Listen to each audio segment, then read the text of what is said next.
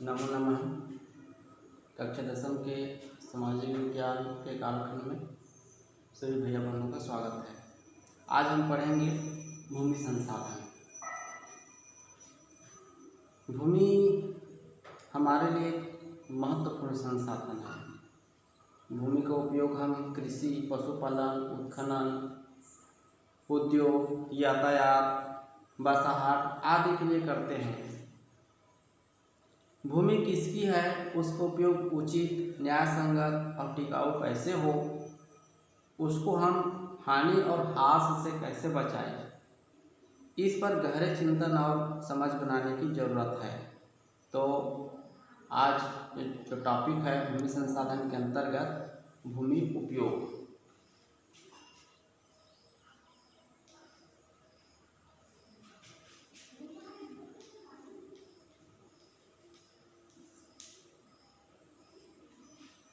भूमि उपयोग किसी भी देश या प्रदेश में मौजूद भूमि का विभिन्न तरीकों से उपयोग किया जाता है। किसी भाग पर खेती की जाती है तो अन्य भाग पर शहर बसे हैं या कारखाने बसे हैं या फिर वनों से ढके हैं। किसी देश या प्रदेश के लोग अपनी भूमि का जो उपयोग करते हैं उसे भूमि उपयोग कहा जाता है। यह उपयोग हमेशा एक जैसा नहीं होता और समय के साथ बदलता रहता है। भारत का कुल भौगोलिक क्षेत्रफल 32.8 लाख वर्ग किलोमीटर है, परंतु इसके 93% भाग पर ही भू उपयोग का सर्वेक्षण किया गया है। नीचे दी गई जो तालिका है भूमि का उपयोग किस प्रकार से किन किन कार्यों के लिए किया जाता है, इनका यहाँ पर जो सूची दिया गया है, ग्राफ दिया गया है, पुस्तक में भी आप देख सकते हैं। और यह देश के स्वतंत्रता के बाद किस तरह से बदला है देख सकते हैं। जैसे वन भूमि है, 1950 में वन भूमि का प्रतिशत 7% था, जबकि आज वन भूमि का प्रतिशत 23% रह गया है। उसी प्रकार से जो कृषि भूमि है, कृषि भूमि 1950 में 42% था, जो आज बढ़कर 46% हो गया है। उसी प्रकार से अलग अलग भूमि है, चराई भूमि, बंजर भूमि, प्रति भूमि, अकृषि भूमि, उपवन भूमि, वन भूमि आदि का हम विस्तार पूर्वक अध्ययन करेंगे। और जैसे सबसे पहले हम देखते हैं वन भूमि।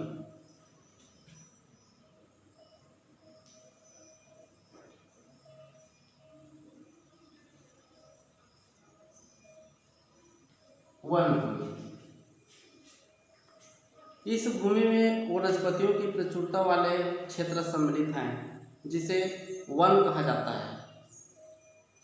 इस वन का उपयोग लकड़ी, कंदमूल, जंगली फल, औषधियाँ, पशुचारण इत्यादि में किया जाता है। भारत में विगत 60 वर्षों में वन भूमि 14% से बढ़कर 23% हो गया है। वन भूमि में यह वृद्धि 1970-71 तक वृद्धि हुई है। इसके बाद से वन भूमि लगभग स्थिर है। ये हो गया वन भूमि। इसके आगे और है, हमें याद रखना होगा कि वन भूमि से आशय है वह भूमि जिसका उपयोग वनों के रूप में होना है। यह जरूरी नहीं कि इस भूमि पर वन हो, यह जरूरी नहीं कि इस भूमि पर वन हो, लेकिन वह वन भूमि है। इस भूमि पर वन हो, उदाहरण के लिए 2010 में देश की केवल 19.5% जमीन वनों से ढकी थी, जबकि वन भूमि 23% थी। जिस भूमि पर वन नहीं है, सरकार के द्वारा वन आरोपण कराया जाता है। वनों से हमें लकड़ी आदि तो मिलती ही है, मगर इसका महत्व इसके उत्पादन से कहीं अधिक है।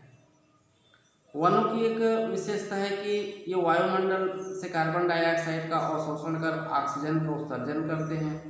इस वायुमंडल में कार्बन डाइऑक्साइड की मात्रा स्थिर रहती है एवं ऑक्सीजन का नवीकरण होता है। ऑक्सीजन मानव एवं जंतुओं के शोषण के लिए आवश्यक है। कार्बन डाइऑक्साइड की स्थिरता वायुमंडल के तापमान को स्थिर रखने में सहायक है। तो इस प्रकार वन हमारे लिए बहुत महत्वपूर्ण है। यही नहीं, वनों के होने से हमारे जल स्रोत बने रहते हैं। वन हमारे वन्य जीवों का निवास है और वनों के नष्ट होने पर जंगली जानवर और वनस्पति हमेशा के लिए नष्ट हो जाएंगे। पर्यावरणीय संतुलन में या पर्यावरणीय संतुलन की दृष्टि से या दृष्टिकोण से देश के कम से कम 23% भूभाग पर वन होना चाहिए, तभी वहाँ का जो पर्यावरण है संतुलन बना रहेगा। किंतु भारत में इस समय मात्र 23% भूभाग पर वन आवरण है, जबकि 10% भाग पर और वन होना चाहिए। तो विभिन्न राज्यों के बीच वन आवरण में भिन्नता पाई जाती है। छत्तीसगढ़ भारत के सबसे अधिक वनाच्छादित प्रदेशों में से है। इसकी लगभग 41.75% जमीन पर वनों का आवरण है। छत्तीसगढ़ में पर्याप्त भूमि पर वनों का आवरण है। इसके विपरीत उत्तर प्रदेश में केवल 5.7% भूमि पर वन आवरण है। ओडिशा के 31.36% जमीन पर वन आवरण है। उत्तर पूर्व के राज्य जैसे नागालैंड, मणिपुर, मिजोरम, मेघालय आदि में सबसे अधिक वन आवरण है।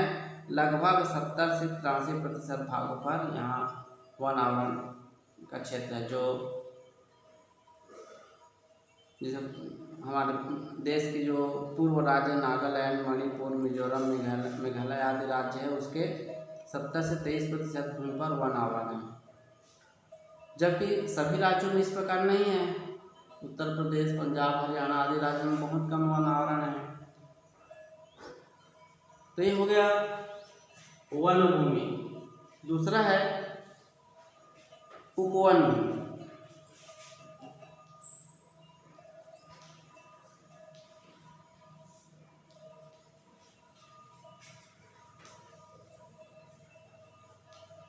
उपवन भूमि इस वर्ग में ऐसे भूमि सम्मिलित की जाती है जिस पर बाग बगीचे होते हैं, अथवा यह अनेक प्रकार के ऐसे पेड़ों वाली भूमि है जिनसे फल आदि प्राप्त होते हैं।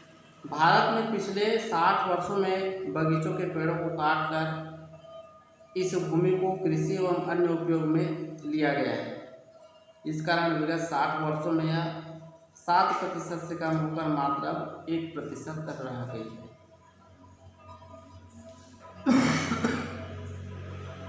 50-51 में 7% था, जबकि यह वर्तमान में मात्र 1% रह गई वन भूमि। तो इसमें इस वन भूमि में काफ़ी बदलाव आया है। तीसरा है कृषि भूमि।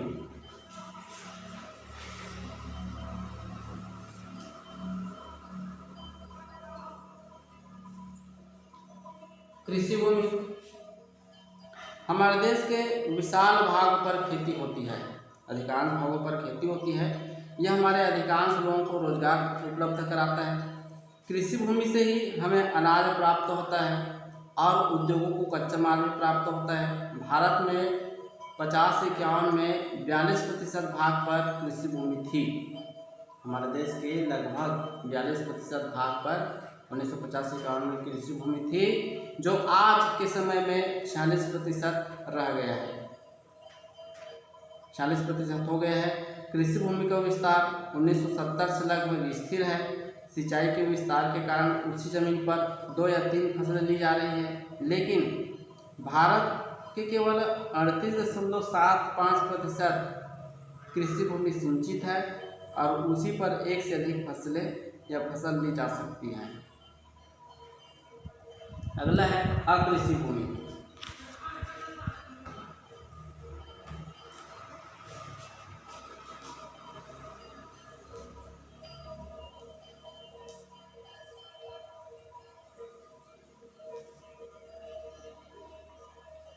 अकृषि भूमि इसके अंतर्गत वो सारी जमीन गिनी जाती है जिस पर खेती नहीं की जा सकती तथा जिसे गैर कृषि उपयोग में लिया जाता है, जैसे हिमाच्छादित पर्वत, रेत के टीले, मकान, दुकान, उद्योग, सड़क, रेल मार्ग, बाजार, खेल का मैदान, तालाब, नदियाँ, बांध इत्यादि अकृषि भूमि है।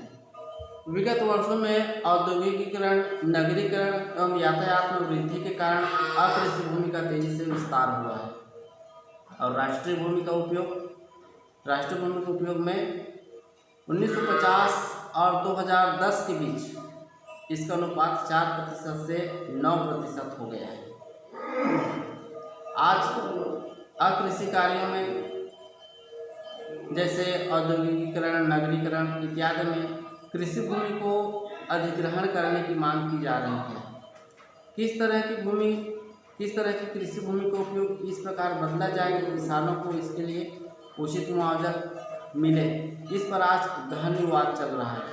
अगर उपजाऊ बहुफसली भूमि पर उद्योग लगे तो अनाज उत्पादन और देश की खाद्य सुरक्षा पर प्रतिकूल प्रभाव पड़ेगा। अतः केवल कम उपजाऊ जमीन को इस तरह के काम में लिया जाना उचित है। इसी तरह किसानों को उनकी ज़मीन के बदले किस तरीके से मुआवजा दिया जाना चाहिए, इस पर भी विवाद चल रहा है। अगर किसी ज़मीन के उपयोग को बदला जाता है तो उसकी कीमत कई गुना बढ़ जाती है, लेकिन किसानों का मुआवजा कृषि भूमि के आधार पर निर्धारित किया जाता है। इससे किसानों को अपने ज़मीन के बढ़े हुए मूल्य का फायदा नहीं मिल पाता। अगला है पड़ती भूमि।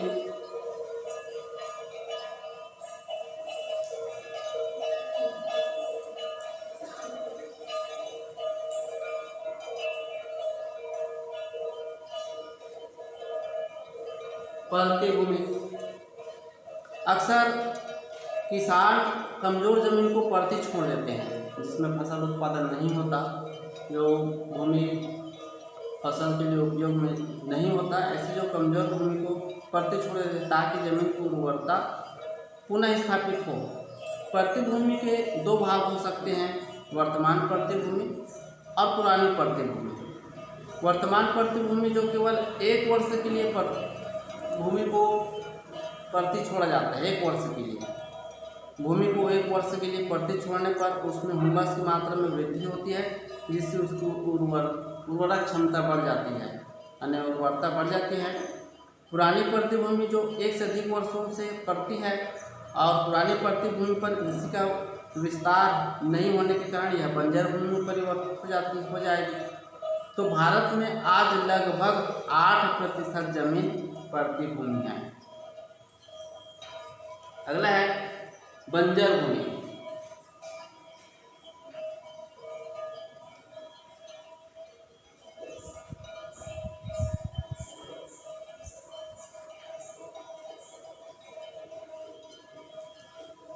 बंजर भूमि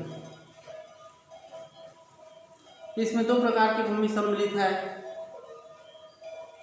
एक जिसमें कृषि की संभावना अत्यंत कम है, जैसे बंजर पहाड़ी भूभाग, खड्ड कोई गड्ढा स्थान जो है। दूसरी भूमि जिसमें भू संरक्षण की विधियों से उस वानिकी एवं कृषियों के अपनाया जा सकता है।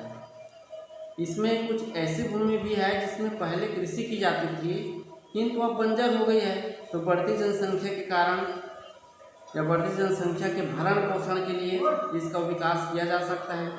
बंजर भूमि का गैर कृषि कार्यों में उपयोग वन विभाग द्वारा अधिग्रहित किए जाने एवं उन्नत तकनीक से कृषि भूमि के रूप में परिवर्तित किए जाने के कारण विगत 60 वर्षों में यह भूमि 21% से कम होकर 10% रह गई है, बंजर भूमि। अगला है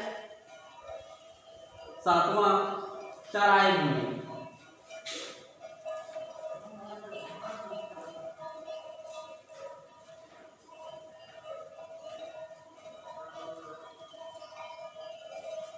चराई भूमि इसके अंतर्गत वह भूमि सम्मिलित की जाती है जो स्थायी चारागाह क्षेत्र तथा किसी प्रकार की चराई भूमि होती है। वह भूमि सार्वजनिक उपयोग के लिए है। यहाँ पशुओं को चराया जाता है एवं जलावन की लकड़ी भी प्राप्त होती है, जलाने के लिए लकड़ी भी प्राप्त होती है।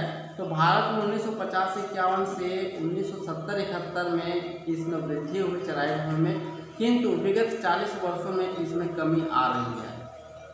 इस भूमि के कम होने का प्रतिकूल असर सबसे गरीब परिवारों पर पड़ता है, जिनके लिए पशुपालन एवं गैर कृषि एवं कृषि जीविकोपार्जन का एकमात्र साधन है। ऐसे जो गरीब लोग हैं, किसान हैं, कुछ किसान हैं या गरीब लोग हैं, जिनका एकमात्र सहारा होता है पशुपालन या कृषि कार्य। तो चराई भूमि के कम होने का एक प्रमुख कारण अतिक्रमण और दूसरे कार्यों में उपयोग करना भी है। तो इस प्रकार ये भूमि का उपयोग है।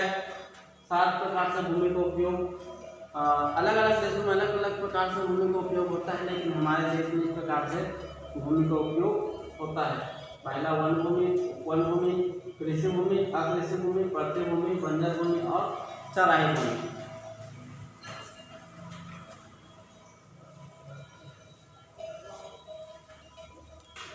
सरकार द्वारा भूमि अधिग्रहण, इसको अगले कालखंड में पढ़ेंगे। आप लोग भी इस पुस्तक को अच्छे से पढ़ेंगे और यदि कुछ समझ में ना आया होगा तो पर्सनल पूछ सकते हैं, या फिर जो गूगल क्लासरूम जो कमेंट्स बॉक्स है उसमें भी बता सकते हैं। धन्यवाद।